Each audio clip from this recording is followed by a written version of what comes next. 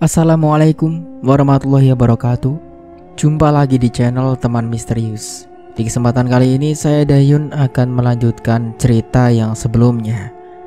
Cerita yang berjudul Putusnya Kepala Bayiku Saat Dilahirkan. Cerita ini ditulis oleh akun Facebook bernama Meira Shakila. Bagaimana dan seperti apa kelanjutan ceritanya? Tentunya tak usah berlama-lama, langsung saja kita masuk ke ceritanya.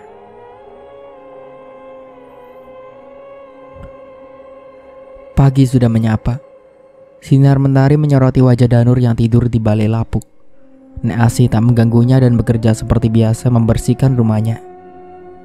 Suara sapu membuat indera pendengaran Danur terganggu, sehingga ia mengerjap kala papasan sinar mentari menerpa wajahnya. Ia melihat Nek Asi tengah menyapu halaman kala membuka matanya. Perlahan ia bangkit dan mencuci muka di belakang rumah.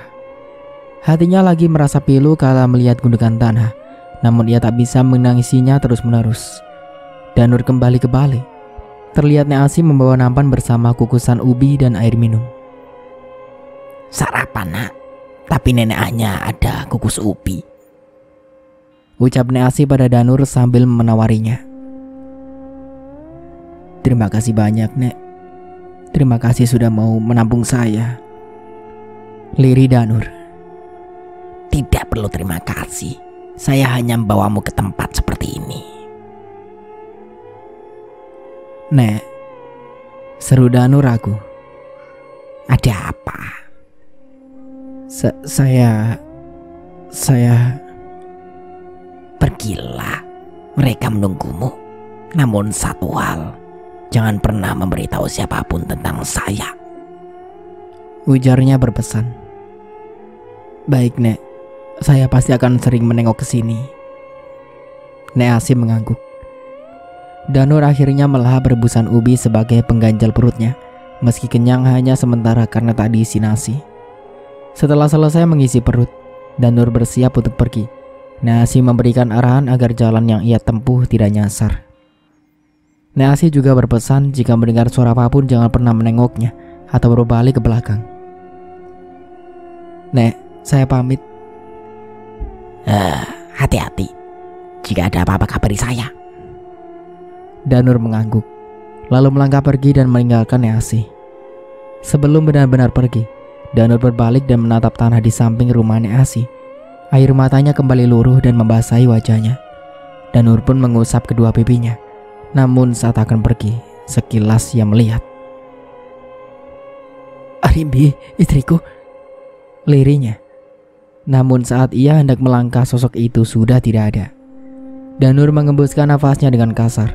Lagi-lagi bayangan Arumbi mengantuinya. Rasa tak tega meninggalkannya bersama Nek Asi kian terasa. Namun jika Danur tak kembali, ia tak akan menemukan siapa pelaku di balik kematian istri dan anaknya juga orang tuanya. Saya pamit Nek. Nek Asi mengangguk.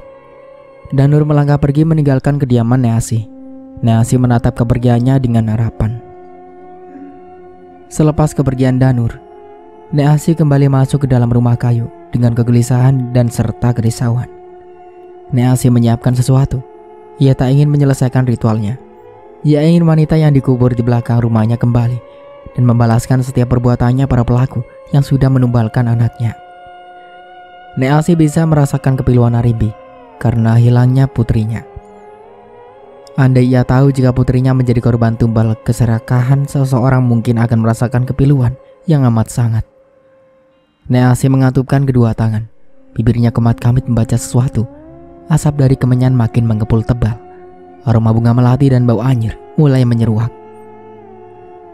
Datanglah, kemarilah nak.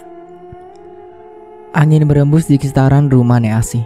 Bau anyir dan bunga melati semakin pekat, pertanda jika sosok Arumbi mulai datang dan mendekati Nek Asi.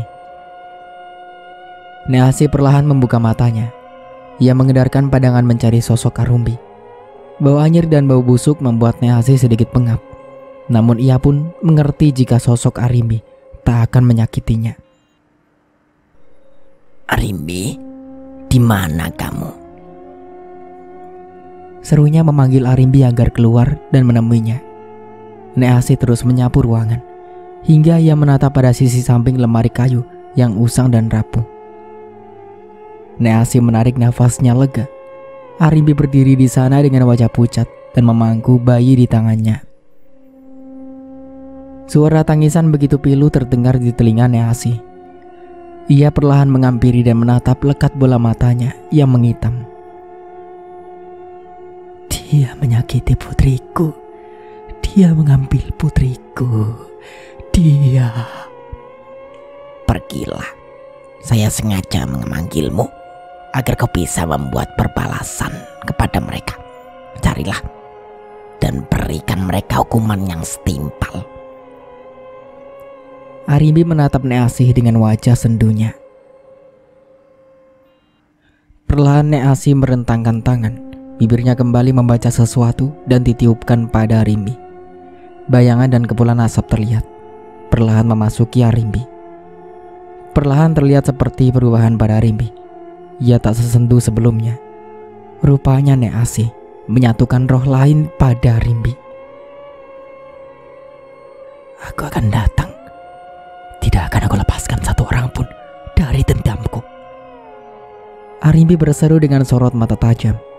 Perlahan melayang pergi menjauh dari Nek Asi. Nek Asi tersenyum puas.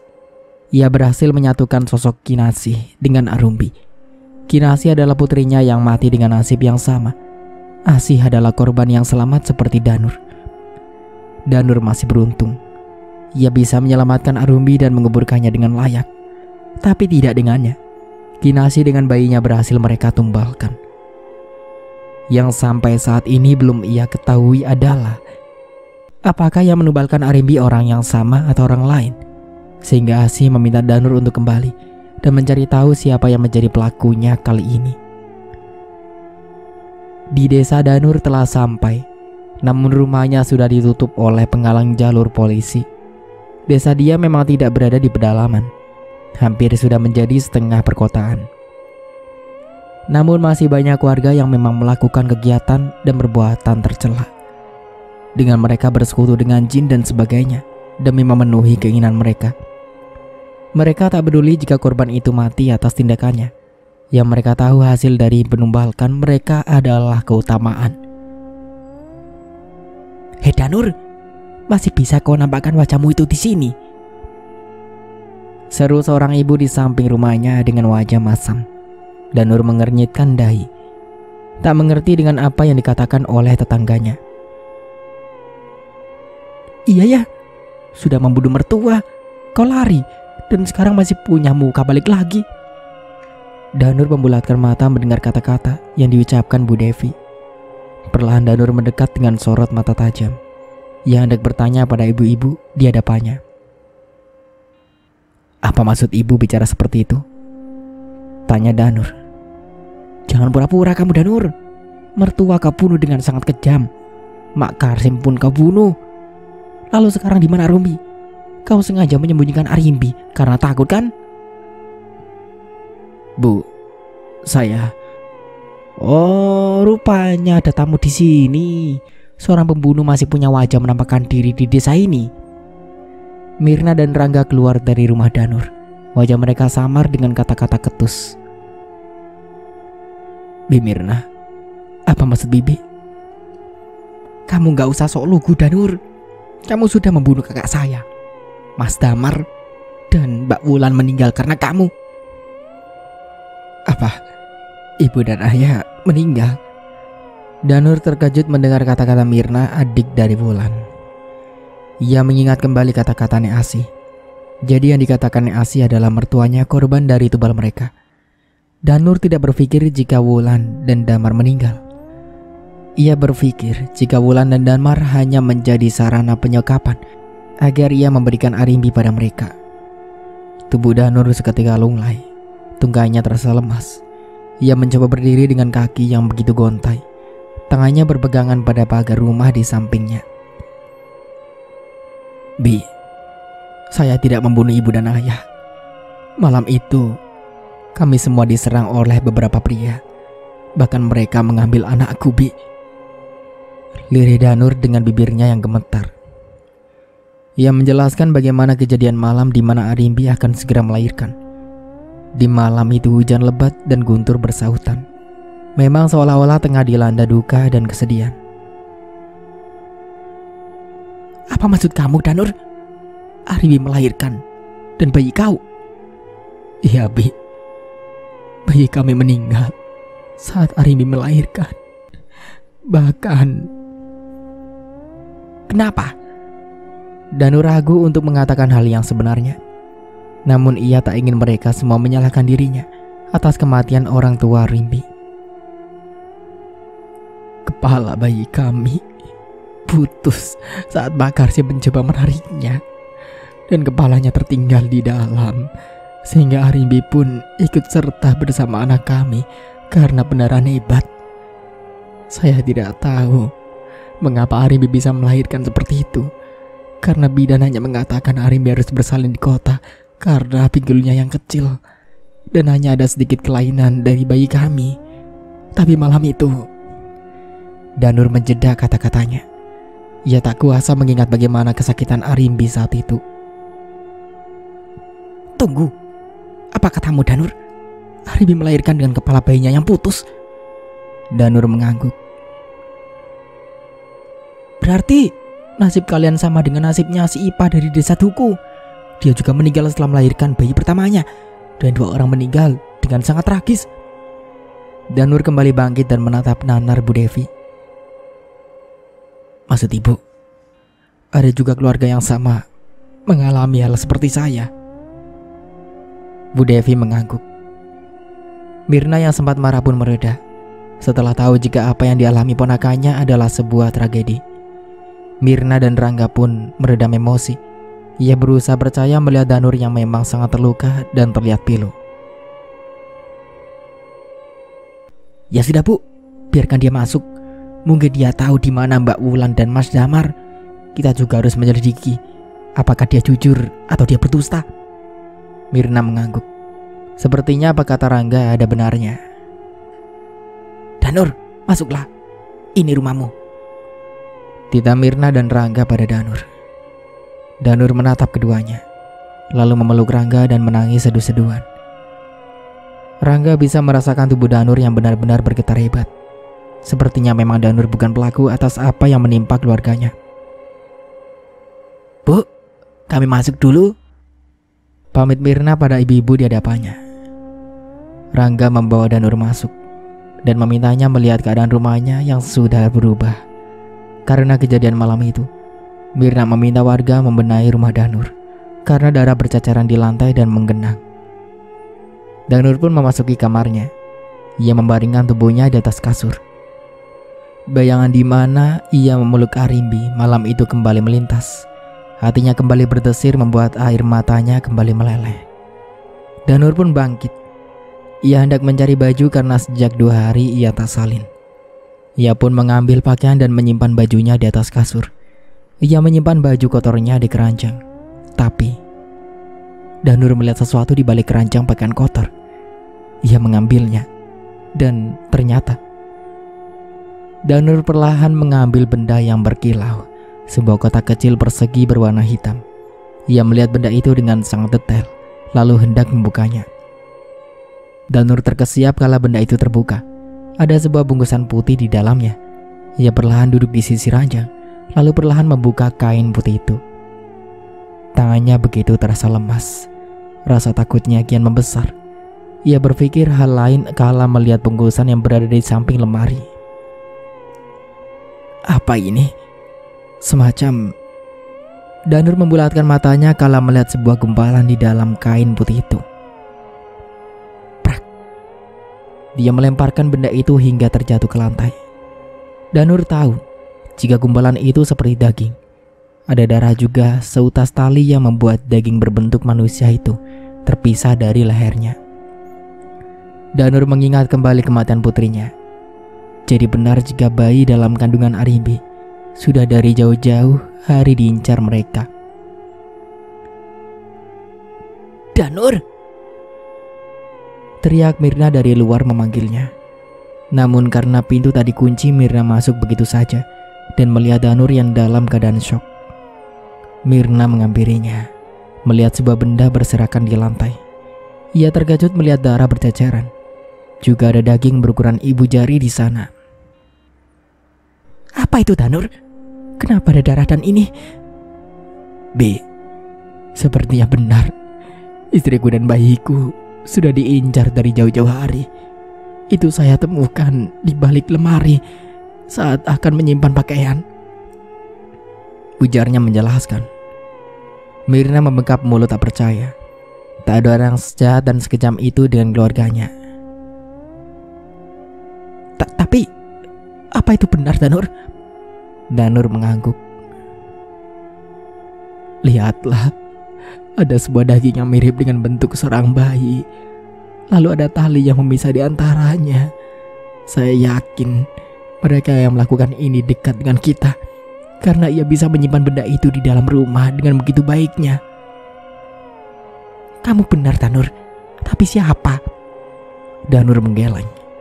Ia masih belum bisa mendapat jawaban. Pikirannya masih mengambang dan masih berputar. Seminggu sudah sejak penemuan benda yang membuat Mirna dan Rangga semakin penasaran. Mereka yang hendak kembali ke desa menenteng pun dihentikan Danur. Danur meminta Mirna dan Rangga untuk tetap tinggal di sana dan menemaninya hingga bisa menemukan pelaku yang sudah menghancurkan keluarganya. Tapi Danur, Tantri pasti kesendirian karena Agi kerja selalu pulang sore pagi. Bibi juga nggak enak tinggal di sini. Coba kamu pindah Dirga dan Gendis tinggal di sini. Kali saja mereka mau. Usul Mirna pada Danur. Namun entah kenapa Danur seakan enggan untuk meminta Dirga dan Gendis. Padahal mereka sama keluarganya. Dirga dan Gendis adalah adik kedua Mirna. Keluarga Danur tidak ada di sana karena Danur hanya seorang perantauan. Dan sejak menikah dengan Arimbi, ia disibukkan dengan kerjaannya sebagai pemilik pabrik. Ya sudah, kami mau tinggal di sini. Tapi Tantri kami bawa ya. Celetuk Mirna yang membuat Danur melebarkan matanya. Tidak, Bi. Saya mohon jangan bawa Tantri ke sini. Loh, kenapa? Rumah ini besar. Bibi tidak sanggup mengerjainya sendirian. Biar Tantri dan Anggiku tinggal di sini. Gimana? Bi, Paman, bukan Danur menolak atau tidak mengizinkan Tantri dan suaminya tinggal di sini. Tapi kejadian kemarin yang menimpa Arimbi masih membuat saya trauma, Bi. Saya tidak mau terjadi hal lagi yang kesekian kalinya pada Tantri. Tantri tengah mengandung juga. Saya tidak mau dia tercium oleh manusia biadab itu. Mirna terdiam. Ia lupa jika rumah itu sudah mengalami hal tragis, sehingga ia menuruti kata Danur dan lebih memilih menjenguknya setiap 1 minggu sekali. Siang itu Mirna tengah berbelanja di sebuah warung sayuran. Ia akan memasak untuk sore hari. Tapi di sana Mirna bertemu dengan tetangga yang masih penasaran dengan kematian Arimbi, karena tidak ada yang tahu jika Arimbi melahirkan dalam keadaan mengenaskan. Mirna, kamu percaya sama Danur jika Arimbi meninggal? Ucap seorang ibu yang berdiri di sampingnya. Emangnya kenapa, Bu? Gak curiga kamu, Mirna? Siapa tahu dia berbohong. Emang kamu tahu kuburannya? Saya percaya sama Danur. Saya melihat sendiri bagaimana dia terlukanya kehilangan Arimbi. Bahkan kemarin kami menemukan sesuatu di dalam kamarnya. Dan itu memang sepertinya sudah mereka rencanakan. Danur akan membawa kami ke kuburan Arimbi Manti setelah semua selesai. Sesuatu apa, Mir? Apa semacam benda berkotak dan isinya? Iya. Lalu Mirna menceritakan semuanya. Membuat sedikit demi sedikit mereka percaya jika Danur tidak melakukannya. Mirna pun telah mengabari Dirga dan Gendis, memberitahu mereka akan kematian Wulan dan Damar. Dirga dan Gendis diminta datang dalam waktu yang dekat, karena mereka pun harus ikut mencari kebenaran akan saudaranya yang menghilang setelah dibunuh. Entah mereka menguburkan Wulan dan Damar di mana, sehingga polisi sampai saat ini belum menemukannya. Ya sudah, saya pamit pulang duluan, Bu. Pamit Mirna. Mirna meninggalkan mereka yang terus mempertanyakan soal kebenaran Danur Meski mereka meragukannya, tapi mengetahui bingkisan itu, ia mulai percaya. Jika memang ada orang yang memang menginginkan kematian Arimbi dan juga kakaknya. Siang sudah berganti. Suara lolongan anjing terdengar saling nyaut-menyaut. Bahkan suara hewan malam terdengar syahdu. Dan seakan tengah bersenandung menyambut seseorang. Suara mobil mengklakson membuat Mirna membuka pintu. Ia tersenyum menyambut kedatangan Dirga dan Gendis. Gendis membalas senyuman Mirna dan mendengar bisikan dari Dirga. Kau lihatlah, rumah megah ini dan semua isinya sebentar lagi akan menjadi milik kita. Perusahaan pabrik yang Danur kelola sebentar lagi akan beralih menjadi atas nama kita. Shh, sudah diam. Ada Mbak Mirna di sini. Nanti dia dengar. Bisik Gendis. Ayo masuk, Dis. Dirga. Sapa Mirna pada adiknya Dirga. Mereka pun melangkah memasuki rumah yang terbilang sangat mewah milik Danur. Senyum terus mengembang di wajah Gendis kala ia memasuki rumah itu. Banyak pajangan dan hiasan yang tertata rapi di dalam sana. Semua yang ia lihat begitu indah dan mewah. Dirga dan Gendis tidak terlalu sederhana. Mereka pun memiliki satu motor dan mobil yang mereka gunakan. Hanya saja, rumah mereka masih terbilang sederhana. Masih kalah besar dari rumah Arimbi kakaknya. Sejak dulu Arimbi memang wanita yang sangat dimanja di dalam keluarga Wulan dan Damar. Seakan hanya Arimbi yang menjadi anak dan cucu bagi mereka. Danur, Dirga sudah datang. Panggil Mirna pada Danur. Silakan duduk, jangan sungkan ya. Mereka mengangguk. Tidak sungkan kok. Ini kan sebentar lagi akan jadi milik kita. Hati Gendis berbicara. Tak lama Danur datang bersama Rangga. Mereka saling bersalaman dan saling memberi kekuatan pada Danur. Namun entah mengapa, Danur merasakan keresahan saat kedatangan mereka. Karena sejak dulu Danur tahu jika Dirga dan Gendis sangat tidak menyukai Arimbi istrinya. Danur, semoga tabah ya. Wanita masih banyak. Ujar Dirga pada Danur yang membuat mata Danur seketika menohok menatapnya. Dirga, bercanda, Mbak. Jangan dianggap serius. Kalau kamu tidak tidur, kamu akan terus larut dalam kesedihan. Elaknya mencoba kembali mencairkan suasana. Danur mencoba menenangkan hatinya. Mungkin memang Dirga hanya bergurau, pikir Danur. Bibi, kami ingin istirahat. Di mana kamar kami? Ujar Runia bertanya pada Mirna. Di atas sana, di samping kanan. Runia dan Rati mengangguk. Mereka pun meninggalkan Dirga dan Gendis yang masih mengobrol dengan sang empunya rumah. Meski perasaan Gendis sudah merasa tak sabar ingin melihat kamar yang akan ia tempati dan ingin segera miliki segalanya. Hampir 2 jam mereka mengobrol dalam perbincangan ringan. Akhirnya Mirna undur diri untuk segera istirahat. Mirna pun meminta Gendis dan Dirga untuk segera istirahat, karena Mirna tahu perjalanan mereka pasti melelahkan. Ya sudah, kami istirahat dulu, Mbak Danur. Mirna mengangguk dan Danur hanya diam. Dari tadi ia tak banyak mengeluarkan kata-kata dan hanya diam dengan pandangan yang sedikit kosong. Mirna, Rangga dan Danur akan beranjak memasuki kamarnya masing-masing. Tapi Gendis dan Dirga melihat ke arah suara. Begitupun Danur, Rangga dan Mirna. Mereka semua saling pandang, lalu berlari menuju kamar Runia.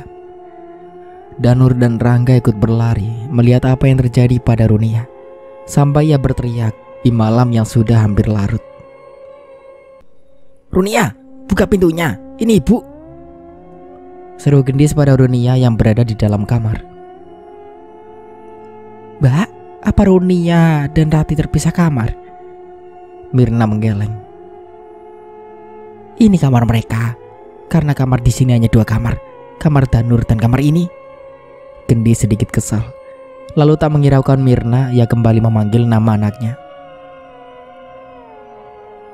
Rati, Runia, kalian kenapa? Masih hening tidak ada jawaban. Mereka semua seolah panik karena Runia dan Rati tidak menyauti panggilan mereka. Danur, dobrak saja pintunya. Takutnya ada apa-apa.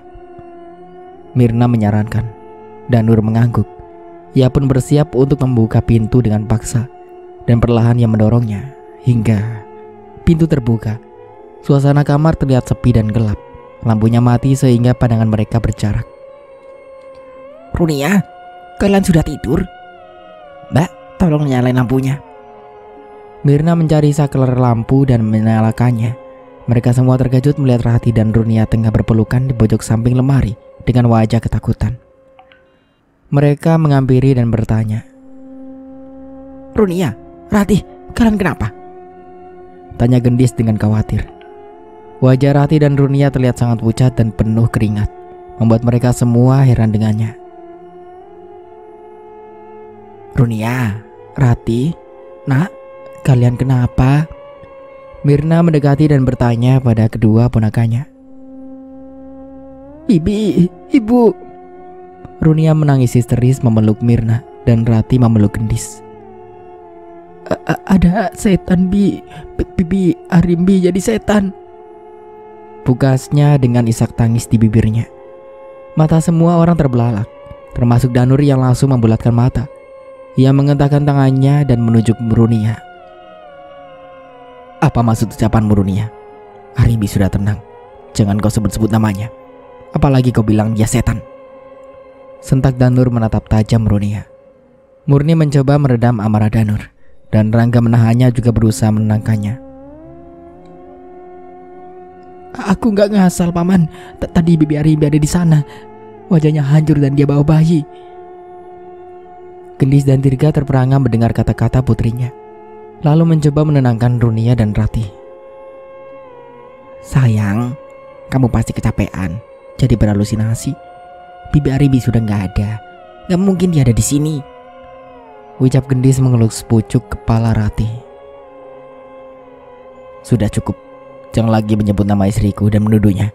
Biarkan dia tenang, tanpa kalian tuduh dia dengan hal tak lazim. Danur meninggalkan kamar Runia dan Rati. Kepalanya berdenyut. Baru saja tiba, sudah membuat onar, batin Danur. Mirna mencoba menenangkan Runia. Dia masih sangat syok dan ketakutan. Sebelum kejadian, Runia dan Rati masuk ke dalam kamar yang disediakan Mirna. Rati yang sudah mulai kantuk memasuki kamar mandi untuk mencuci muka, dan Runia mengeluarkan barang-barang dari tasnya ke atas nakas. Tak lama Rati kembali. Mereka bertukar posisi. Runia memasuki kamar mandi. Setelah selesai mereka duduk melihat kamar yang begitu indah, mewah dan sangat besar. Apa benar, Dek? Bentar lagi rumah ini akan menjadi milik kita, ujar Rati pada Runia adiknya. Kita lihat saja nanti. Semoga pengorbanan ayah dan ibu menumbalkan Bibi Arimbi dan bayinya akan berhasil. Rati menaruh telunjuknya di bibir Runia. Ia mengedarkan padangannya. Jangan kau sebut-sebut itu di sini. Nanti ada yang dengar. Runia menutup mulut dan berdiri dengan nyengir kuda. Angin berembus dengan bau amis dan bau busuk yang menyengat menyeruak di kamar mereka. Rati dan Runia menoleh kala jendela terbuka dengan kencang karena tertiup angin. Namun mata mereka membulat kala melihat sosok Arimbi melayang menghampiri mereka. Wajahnya pucat membawa bayi di gendongannya.